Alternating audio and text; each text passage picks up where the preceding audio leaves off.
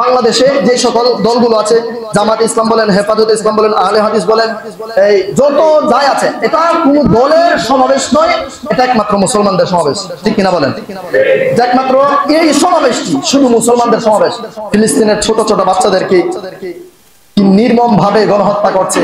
ভারতে গতকালেও দেখেছি, গতকালের নিউজে গতকালও দেখেছি, মুসলমান নারীদের হিজাব টেনে খুলে দিচ্ছে, মসজিদ থেকে মুসল্লিদেরকে গুলি করছে, মসজিদের ভেতরে ঢুকে লাঠি পেটা করে মসজিদ থেকে বের করে দিচ্ছে। ভারতে, আমাদের দেশের পাশের রাষ্ট্র।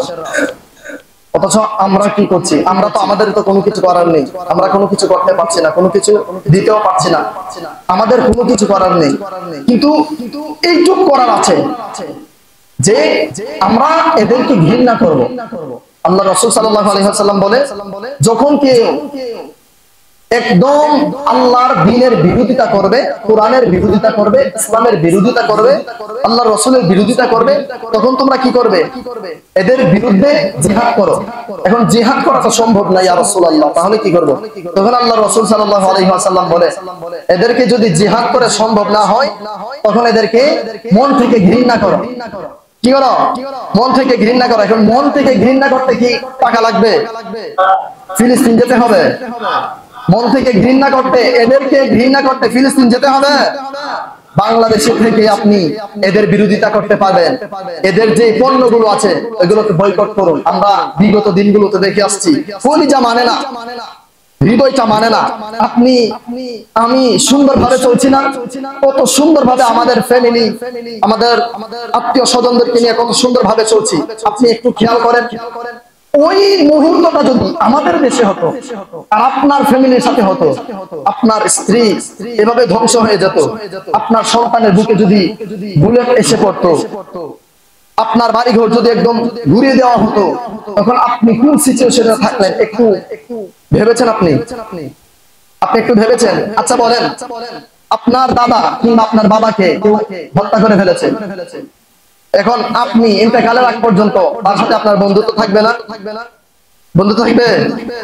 আমার কথা কি বুঝতে পারছেন? আপনার বাবাকে অথবা আপনার ভাইকে কেউ যদি অন্যায় ভাবে মেরে ফেলে, আপনি কি তার সাথে বন্ধুত্ব করবেন? আপনি তার সাথে কথা বলবেন? আপনি তার সাথে আপনার মৃত্যুর আগ পর্যন্ত যুদ্ধ ঘোষণা করে চলবেন? আপনি তার বিরুদ্ধে আচরণ করবেন? কেন? সে আপনার বাবাকে হত্যা করেছে, আপনার দাদাকে হত্যা করেছে, কিংবা আপনার ভাইকে, কিংবা আপনার বোনকে। সাধারণত আমরা আমাদের নিজেদের ফ্যামিলির কাছ থেকে যদি আমরা একটু ভাবি, আমাদের কাছে, আমাদের ফ্যামিলিকে, আমাদের মাকে, আমাদের বাবাকে, আমাদের আত্মীয় স্বজনকে যদি আমরা একটু ভাবি, তাহলে আমরা তাদের সাথে একদম আমাদের কোনো সম্পর্কই রাখি না। কিন্তু দেখেন, ওই রকম ভাবে আল্লাহর রাসূল সাল্লাল্লাহু আলাইহি ওয়াসাল্লাম বলে, কিয়ামতের কঠিন ময়দানে আল্লাহ রাব্বুল আলামিন বলবে, আমাকে একদম লোক মেরেছিল, তোরা কোথায় ছিলি? আপনারা বুঝতে পেরেছেন? আল্লাহ কি বলবে? আমাকে একদম লোক মেরেছিল, তোরা কোথায় ছিলি? তখন ওই সকল ব্যক্তিরা কারা?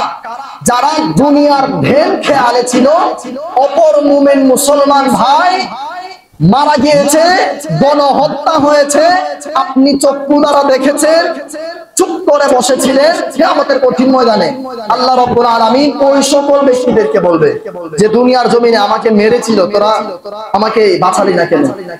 তখন ওই সকল ব্যক্তিরা বলবে, আল্লাহ আপনি আমাদের রব, আপনি আমাদের সব।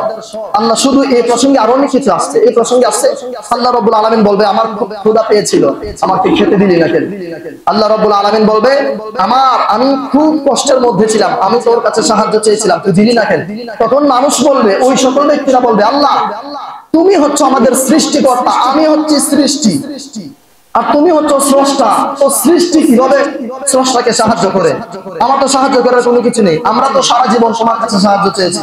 তখন আল্লাহ রাব্বুল আলামিন বলবেন, দুনিয়ার জমিনে ওই ফিলিস্তিনে কত মানুষকে গণহত্যা করেছে, তোর পাশের ভাইকে মেরে ফেলেছে, তুই চুপ করে বসেছিলি। তোর পাশের একজন মানুষকে অপমান অপদস্থ করলো অন্যায় ভাবে, তুই সত্যিটা জানতি, চুপ করেছিলি। এরকম আছে না নাই? আছে না নাই? আল্লাহ রাব্বুল আলামিন কিয়ামতের কঠিন ময়দানে যদি এইভাবে বলে, যা বলবে, যালিকাল কিতাবুল লা রাইবা ফি, আল্লাহর কোরআন কখনোই ভুল না। এটার উপর যদি কারো বিশ্বাস না থাকে, সে মুশরিক হয়ে যাবে, কাফের হয়ে যাবে। এটা আল্লাহ রাব্বুল আলামিন বলবে। আল্লাহ রাসূল সাল্লাল্লাহু আলাইহি ওয়াসাল্লাম বলেছেন, আল্লাহ রাব্বুল আলামিন কিয়ামতের কঠিন ময়দানে এই কথা বলবে, বান্দাদেরকে বলবে। তখন বান্দার কি জবাব থাকবে? আমাদের কোনো জবাব থাকবে? কথা বলেন, আমাদের কোনো জবাব থাকবে? আমাদের কোনো জবাব থাকবে না। সেই দিন আমরা চুপ করা ছাড়া আমাদের আল্লাহর বিচারের কাঠগড়ায় আল্লাহ রাব্বুল আলামিন আমাদেরকে সেদিন দাঁড় করাবেন। ওই দিক থেকে বিবেচনা করে আগামী আমরা বাংলাদেশ থেকে তো কোনো কিছু করতে পারছি না, তবে আপনারা অনেকেই জানেন আগামী 26শে এপ্রিল রোজ শনিবার ঢাকা সোহরাওয়ার্দী উদ্যানে কি হচ্ছে? বিশাল সমাবেশ হচ্ছে। আপনাদেরকে সেই সমাবেশে অংশগ্রহণ করার জন্য আপনারা কি মনে করেন দরকার আছে না নাই? এটা কি শুধু দরকার নাকি ইমানি দায়িত্ব? ইমানি দায়িত্ব, এটা শুধু দরকার নয়। ওই যে আল্লাহ রাব্বুল আলামিন কিয়ামতের কঠিন ময়দানে বলবেন, এখন আমরা তো এখানে যেতে পারছি না, ফিলিস্তিনে আমরা যেতে পারছি না, কিছু করতে পারছি না, আমরা এদের জিনিসগুলো, এদের পণ্যগুলো যেগুলো রয়েছে এগুলো আমরা বয়কট করব, আমরা এগুলো খাবো না। এই যে কোক, স্প্রাইট, এই মিরান্ডা, ফান্টা যা যা আছে আরো কিছু, এগুলো আমরা ইউজ করব না বা ব্যবহার করব না বা খাবো না। তাতে করে আমরা এদেরকে ঘৃণা করছি। আল্লাহ রাব্বুল আলামিন এখানে দেখবেন, ওই যে আমি প্রথম বললাম যে সবার প্রথমে আপনার নিজের মনের নফসের বিরুদ্ধে জিহাদ করতে হবে। সবার প্রথমে নিজের মনকে ঠিক করতে হবে। নিজের মনকে ঠিক না করলে আপনি দৈহিকভাবে কাজ করতে পারবেন না, আপনি ঘৃণা করতে পারবেন না। সবার প্রথমে আপনার মনকে ঠিক রাখতে হবে। আল্লাহর রাসূল বলেন কি, ইন্নামাল আমালু বিন্নিয়াত। সবার প্রথমে তোমার মনের ভেতর থেকে ভালো কাজের নিয়ত করো। তুমি যে তাকে ঘৃণা করছো এটা মন থেকে তুমি জানো, মানে আর কেউ জানে না। আপনি আমাকে ঘৃণা করেন, আর কেউ জানাক বা না জানুক, আপনি জানেন কিনা? আর কেউ না জানুক, আপনি জানেন কিনা? আপনি একজনকে ঘৃণা করেন, আপনি তো জানেন নাকি জানেন না? কথা বলেন না সবাই, জানেন না? আপনি জানেন। অতএব আল্লাহ রাব্বুল আলামিন অবশ্যই আপনার মনের খবর জানেন। আল্লাহ অবশ্যই আপনার মনের খবর, মনের ধ্যান ধারণা সব দেখছেন। আপনি যদি বলেন জনসম্মুখে আমাদের মানুষ, তারা দেখলে কি হবে? তারা দেখলে তো কোনো কিছু হবে না। তাদের সামনে তাদের আপরকে গিয়ে খাই, সমস্যা কি? কিয়ামতের কঠিন ময়দানে আল্লাহর বিচারের কাঠগড়া থেকে আপনাকে কেউ বাঁচাতে পারবে না। এজন্য আমরা চেষ্টা করব আমাদের সেই সমাবেশের মধ্যে বাংলাদেশের সকল দরবার শরীফের সকল ধর্মপ্রাণ মুমিন মুসলমান সেই ঢাকা আগামী 26শে এপ্রিল রোজ শনিবার ঢাকা সোহরাওয়ার্দী উদ্যানে সকল মুমিন মুসলমানদেরকে ডাকা হয়েছে। সকল দরবার শরীফের পীর সাহেবগণ এবং ভক্তবৃন্দ, মুরিদানগণ প্রত্যেকের দরবার থেকে, প্রত্যেক দরবারের ভক্তবৃন্দ, মুরিদ, পীর সাহেবগণ আগামী 26 তারিখ রোজ শনিবার ঢাকা সোহরাওয়ার্দী উদ্যানে সমাবেশে অংশগ্রহণ করছেন।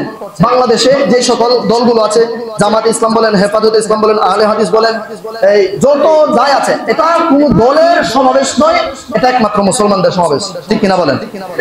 একমাত্র এই সমাবেশটি শুধু মুসলমানদের সমাবেশ।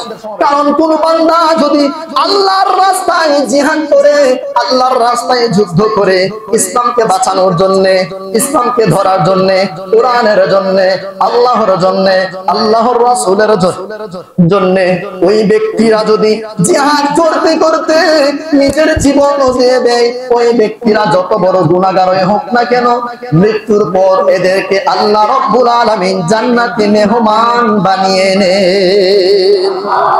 আর জোরে বলেন আল্লাহু আকবার। আমাদেরকে ওই রকম খালিদ বিন ওয়ালিদ হতে হবে। আমাদেরকে ওই রকম খালিদ বিন ওয়ালিদ হতে হবে, ওমর ইবনুল খাত্তাব হতে হবে।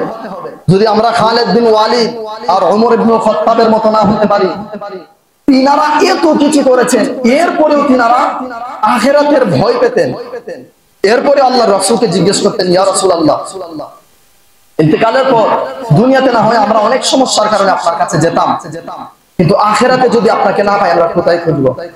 আল্লাহর রাসূল বলে, যাবে মিজানে, যদি মিজানে না পাও যাবে ফুলসিরাতে, ফুলসিরাতে যদি না পাও যাবে জাহান্নামের দরওয়াজার গেটে, সেখানে যাবে। তো আল্লাহর রাসূল সাল্লাল্লাহু আলাইহি ওয়াসাল্লামের সাহাবীরা কত কিছু করেছেন, ইসলামের জন্য নিজের জীবন দিয়ে দিয়েছেন, আল্লাহর রাসূলের সাহাবী হয়েছেন, নিজের চক্ষু দ্বারা আল্লাহর রাসূলের নূরানি সৌন্দর্য চেহারা দেখেছেন। এমনকি হযরত আবু বকর সিদ্দিক রাদিয়াল্লাহু তাআলা আনহু বলে, আল্লাহর রাসূলের চেহারা মোবারকখানা যখন দেখতাম তখন আমাদের খিদা এক সপ্তাহ পর্যন্ত মিটে যেত। সুবহানাল্লাহ বলেন, আর জোরে বলেন সুবহানাল্লাহ।